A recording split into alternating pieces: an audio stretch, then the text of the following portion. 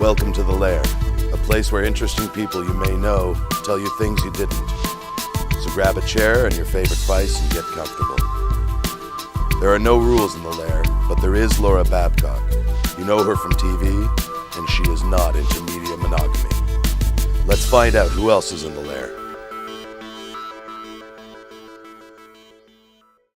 And you're obviously your own man, because I wouldn't have seen, for instance, your father or your uncle, other members of your family, maybe putting themselves in the middle of an issue quite that much. I mean, your dad's done it a bit in the past, sure, yeah. But you were like out there on TV, you were right into it. And I enjoyed the debate with a lot of on Facebook, it was intense. It was and totally intense. There was passion in that debate. And why do you think the Spec didn't cover that? Because I remember I went to the Spectator's political affairs columnist, Andrew Dreschel, and I'm like, you're missing. The Pan Am debate is on Facebook. Yeah. Like it was legendary what was going on between you and Matt Jelly and others. Right? I had fun. But you kind of have to. You have to be able to debate things. For sure. But I think the Spec didn't really want to get into it because it would have diverted the readership and the eyes away from their their product. Mm-hmm. Yeah. And I know that there was a lot of intense debate even on the Spec blogs. So I think they probably wanted to keep it contained on the Spec blogs versus promoting, Well, it could be a snowball effect if you start addressing every single Facebook comment and every single Facebook debate. Yeah. Did it hurt your brand or help your brand? You know what? It actually helped our brand. I'm a believer that any bit of media attention and news is good. Cheers. I'm a supporter in that. Whenever Richard Branson said, anytime you can get free publicity, that is a good thing. If you don't have to pull any money out of your ad budget and you can get your brand out there, that's good. So I didn't mind. I didn't mind the publicity. Your 90-hour week, you get 10 free hours. You took one at the Lair. Absolutely, my pleasure. But I think that our brand wasn't hurt because we booked an additional, directly as a result of that rally that we had up there. Mm-hmm. A lady emailed me the next week, said, I want to do a fundraiser, Boobapalooza, which was a big breast cancer fundraiser that we had last February. They brought up 800 people for that event. The Ticats have subsequently booked a few extra events with us. Sure. And so they, we showed our support of them. They reciprocated that and moved 2 other events to Carmen's. Right. And so the argument could be made that it was a tremendous investment for our brand. But now are you pigeonholed as kind of a hard ass? Because I've seen subsequent interviews we've done where you've been like, listen, people have, and if I'm paraphrasing you, correct me, okay? But so many people that I meet who are, what are you, early 30s, late 20s? 30 right now. You're 30? So many people who are of that age group, and I'm just a little bit older than that, as you know, are always about downtown, as we said before, intensification and all these other sort of things. Urban renewal. Yeah. And I've seen you in sort of urban renewal publications saying, wake up, you need development, you need an airport. I mean, the Aerotropolis, as they're coining it, a lot of people are against that expansion for the airport. But you're kind of out there as an active business development hard ass for your generation. Absolutely, and I think that anytime there's an opportunity to do business, whether it's, a lot of people forget that the East Mountain and the Mountain is still part of Hamilton. We are still contributing big-time tax dollars that are going to support a lot of programs and a lot of investments downtown. So where the money comes from, nobody should really care. Charles Juravinsky made his fortune in the outskirts of Hamilton and Flamborough. Yeah. And you know what? That money's supporting and benefiting all of Hamilton right now. Only because City Council wrested it away from Flamborough at great pains, about 8 years ago. But just the concept that you can make your money outside of necessarily downtown and then reinvest it downtown. Carmen's our long-term strategy. We want to eventually get into doing events downtown and if we could build a hotel downtown, it's in our 5-year plan to do so. Really? So we've got visions of growing in Hamilton, not just on the outskirts. We want to go right into the beast of the belly. Yeah, for sure. Belly of the beast. I think a lot of people, you walk down the streets of downtown and you can tell that it's been forgotten about, or you just called it a beast. It hasn't gotten. I love it. It hasn't gotten the funding that it needs. You can tell by. Why is the average Hamiltonian and Hamilton's successful business owners? Why are you responsible for downtown remediation?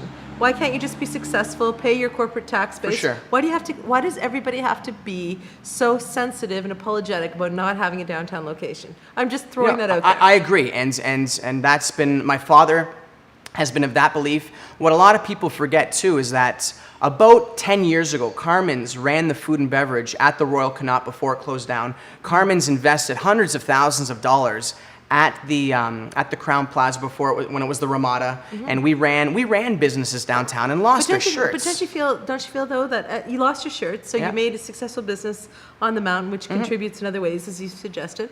But don't you feel as though, I've had 2 downtown locations now, the public one and the secret one. But I always feel if I'm going to do business in Hamilton, and most of my clientele is not in Hamilton, but I should have a downtown presence. Sure. It's like you're compelled, and I get being part of the solution, right? We're community builders, but is it beyond that? Is it a point of guilt now?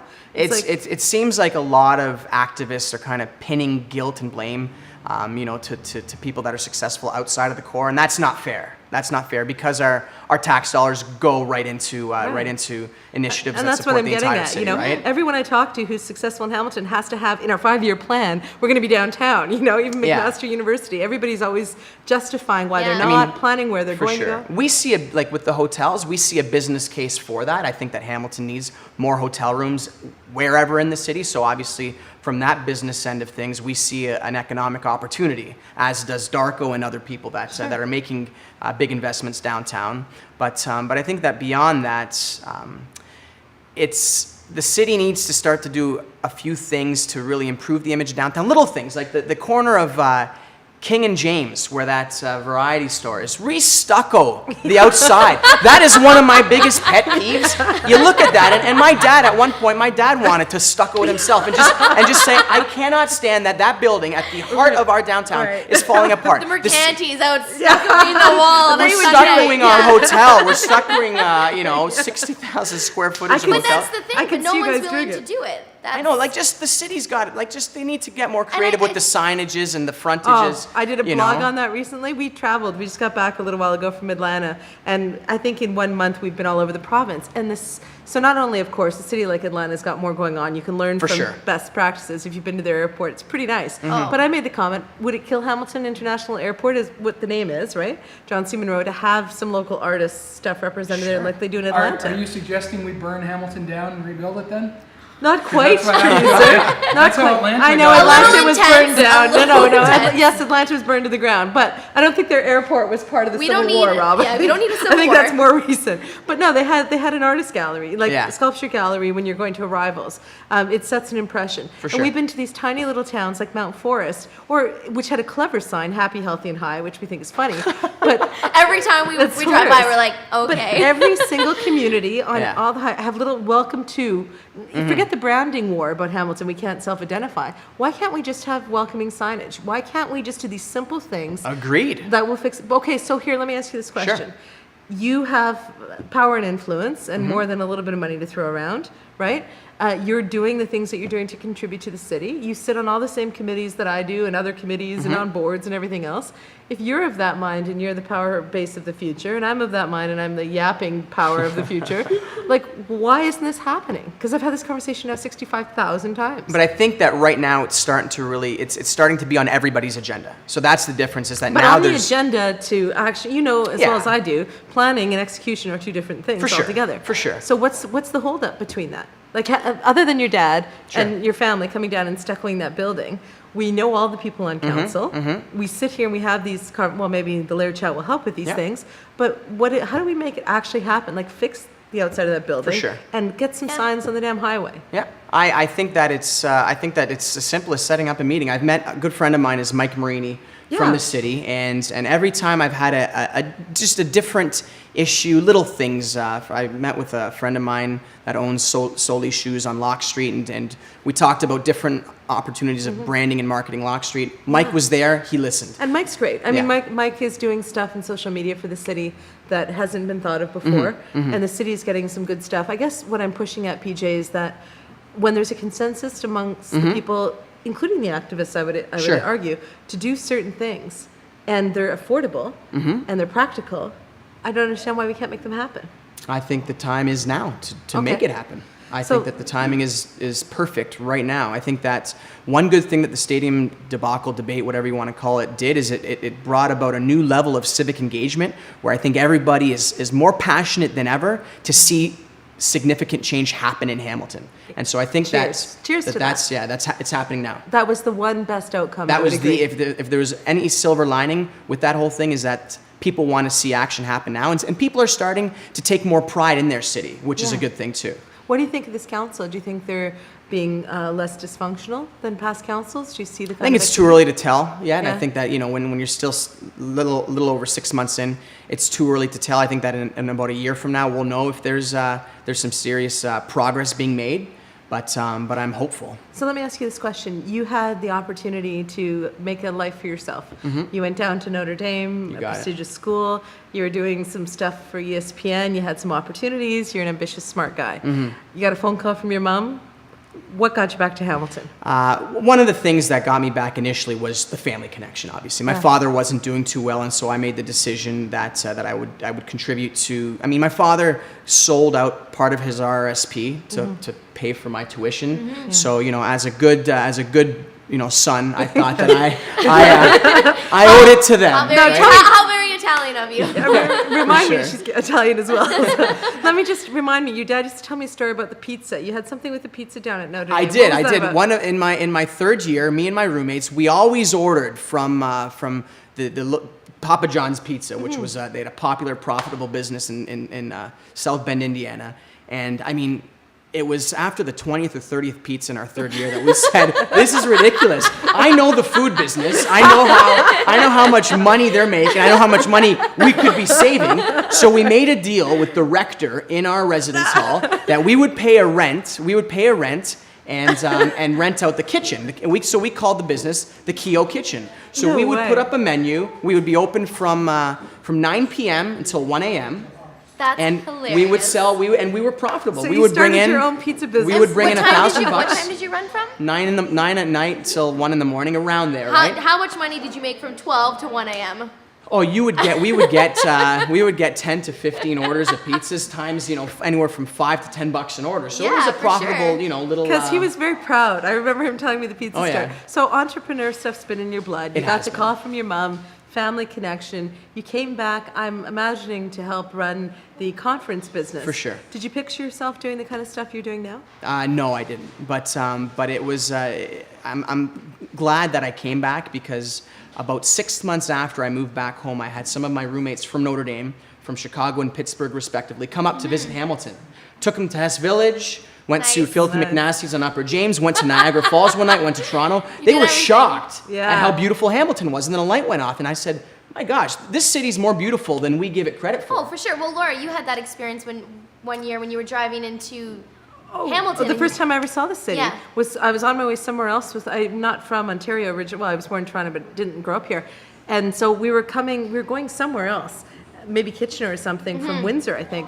And they decided to come down the 403. So my first view of a city I didn't even Yeah. know I was passing through was a beautiful summer night, this lush green, this beautiful shot of the city. And I said, "What is this?" And they're like, "This is Hamilton." I go, "No, I don't understand. There's this giant city in the middle of a forest on the way to where we're going, and nobody told Exactly. me it was on the route." Exactly. But they have this preconceived notion of the city. But my first view was that. I'll never forget that. Yeah. So your friends came up. They realized, hey, you're close to Toronto. You're close to, Niagara Falls. They all were this stuff's shocked. going on. They thought.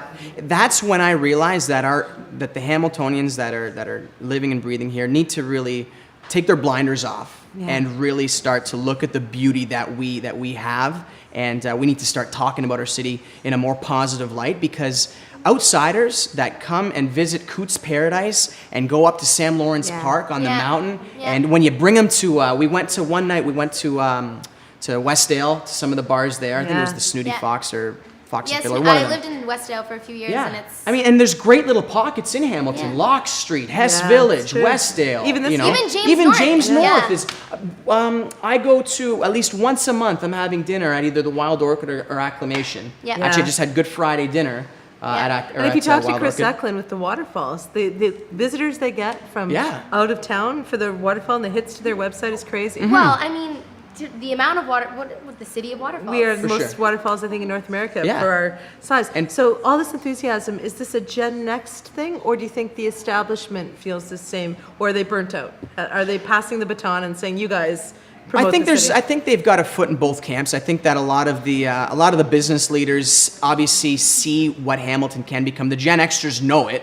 Yeah. We're living it. We're part of the change now. But I think that the tone has changed from potential to momentum. We used to have potential. Now there's momentum. Yeah. Now the wheels are turning. So I think that's been the big difference between the last 5 years. Is that And 5 years ago we were speaking in momentum terms Right. or potential terms. Now we're speaking in momentum Well, I remember terms. Danny's big thing was the cusp of a renaissance, and it doesn't feel like we're on the cusp of anything anymore. We're in the middle. We of are in- something, we are right? in it. We so are in it. A quick point on that. I do shows out of this market, right? And I was doing a national show, and this guy was a big Toronto morning radio host. I won't tell you which station, but he had just flown in from the East Coast, just took over the Toronto gig, and it was during Pan Am. Okay. And he said to me, he goes, where are you from? We were talking in the green room. I said, Hamilton. He goes, Hamilton. He goes, every morning I'm going to beat the shit out of your city because you've got this Pan Am mess and the material is too good. But I remember sitting there, PJ, and going, like, that's what we need. We need a morning show host for a major market show deciding that we've given him the grist for the insult mill. And he said every morning he's going to make Hamilton jokes. And there's nothing you can say to Yeah, there was that. no defense to that. For what we For were sure. doing No. as our own community. Don't but- forget what you said. What did I say? Publicity is good publicity. Yeah, true. But not great But for to have- investment. Well, for yeah, sure. to have someone shit on a city every day in the morning. Yeah, didn't feel good as a Hamiltonian. sure, It didn't for feel sure. good to hear. But I think that a lot of the new economic publications that have come out talking about how we're the best city in Canada to invest, I think that some of this new good news has overturned a bit of I think that people have short attention spans and that the Pan Am thing is now in the past. Yeah, I would agree. Oh, I Yeah, think I would so. agree. And especially once the renovations For sure. begin. No, yeah. Oh, yeah, on our new stadium. Yeah, let's not talk about that. No, I think you're right. So tell me, PJ, you've got other stuff going on. I just don't want you to leave the Lair before we touch For on a few sure. other things. You obviously love all things Italian. You've got a Absolutely. fully branded new hotel, all Italian, which is really interesting. But you also do some stuff in the music business. Tell me a Yeah. bit about that. Well, a good friend of mine, Brian Mello, we did an event together for the Charity of Hope. Canadian Idol winner from Hamilton, did an event together in March 2009. And as we worked on that event together, we realized that we had a lot of similarities. We share the same birthday. Both of European heritage. We're both passionate about Hamilton, and as our friendship grew, I learned a bit more about his business, the music business, kind of the ins and outs, and how the money flows in that world. And I realized that a lot of the artists with the big record labels, they really, really get the short end of the stick. And so I wanted to help Brian to branch out on his own, and so we formed a new record label. We brought on some investors and raised some money, and we formed our own label, which has essentially been kind of putting his music videos in place and doing things like that. And so this has been a fun segue for me into the entertainment industry. Yeah. My father, through Carmen's, we've always had our dinner theater, so music's always been in our business Do you profile. have a thing for the Rat Pack? We love Frank Sinatra. Actually, we were at my father's 60th birthday celebration, and we had Dean Martin's son singing there. Nice. And he was singing all the crooner music, and Yeah. we actually, Brian, myself, and our respective best friends said, what would be a neat title? Rat Pack Records. Or a neat business name. And we found out it wasn't taken. Wow, that's so surprising if to me. the Rat Pack, people want to sue us, go right ahead. So doesn't Hamilton need a smoky, cool kind of place to hang out and listen to that kind of music? I think we're due for that. Don't you think you'd flock there? Hey, we just had a few other people join the Lair. If there was a place that played like kind of Sinatra, kind of like at the Sands, like The Lair. Right here. the Lair, yeah. Right here. A little bit, but you know what I'm saying. Like for I'm sure. counting on you to create that kind of a I would love cabaret to. vibe. I would love to. And a few of my friends, also are of that. They love that. The The generation vibe. from that, the Yeah. Bobby Darin Yeah. music, the Yeah, why Sinatra, not? Dean Martin music, and so I think that we're about 5 years away from that. But the So music 5 scene in years, we're gonna have a Hamilton, new hotel. Will the hotel have the lounge? Are we doing like We the could do Sands that. Vegas That thing? could happen, Well, it sounds like it might go potentially, together. He's gonna Absolutely. go back and he's gonna change the plans. I don't want to plan. A quick last question for you here on the Hamilton thing, though. You're passionate about it, obviously, and you Yeah. come from a particular perspective. Some might say a privileged perspective. You sure. come into a family business, not just your dad, but your uncles have done For very sure. successful things. And there are the activists in town, the people who maybe don't come from that position of privilege, who are passionate about their way to fix the city. Do we need to come together? Our producer has often called it a tale of two cities. There are the haves and the have-nots, and we spend so much time butting heads, and council becomes divided along those same For sure. that same chasm, if you will. Yep. do we need to come together to fix the city, or do we keep that creative tension going No, forward? I don't think it hurts if everybody comes to the table, and if both parties are willing to come to the table and to discuss openly without letting their tempers flare. I think that that's good progress. Well, you said earlier you thought it was funny when you were getting those midnight Facebook attacks. But there's a lot of that going on. Oh, know for what I sure, mean? for sure. And I've got a guest coming in who, Matt, Jelly, and I, who've been on the other side of development issues, and there's been all kinds of that stuff. You say willing to talk without insults flying and stuff. For sure. Is that a goal for you going forward? Is that kind of for the city more generally? The idea that we can all put our passion for the city Yeah, I think that ahead of our that own at the beginning of perspectives? the conversation, we just got to realize that we are all in this to make Hamilton better, and just kind of having that as the common denominator The end will goal help is any. the same. Exactly, we all want to see the city, start to kick real ass. I think everybody has that same mindset. Now it's just okay. Let's be calm. Let's be pragmatic. Let's not get excited. Let's talk. And I think that just kind of keeping tempers from flaring. And I think that the stadium thing really tempers flared. It got a little out of control. But I think that now that's past, Right. and that everybody is of the same passion to get stuff done for Hamilton. And you've made a compelling case. I feel very hopeful talking to you. I can't wait for that cabaret at your new hotel downtown Hamilton. We'll be there. And your Italian restaurant we didn't even get to on the mountain. PJ, you're doing very Thank interesting you. things. Thanks, for coming Laura. to It was Lair. an honor to be on the Lair. Oh, thank you. Thank you. Right It on. was great. Cheers. Cheers. Here. Chats in the Lair is a Power Group production. Visit us at powergroup.ca or laircast.com, or check us out on Facebook and follow us on Twitter.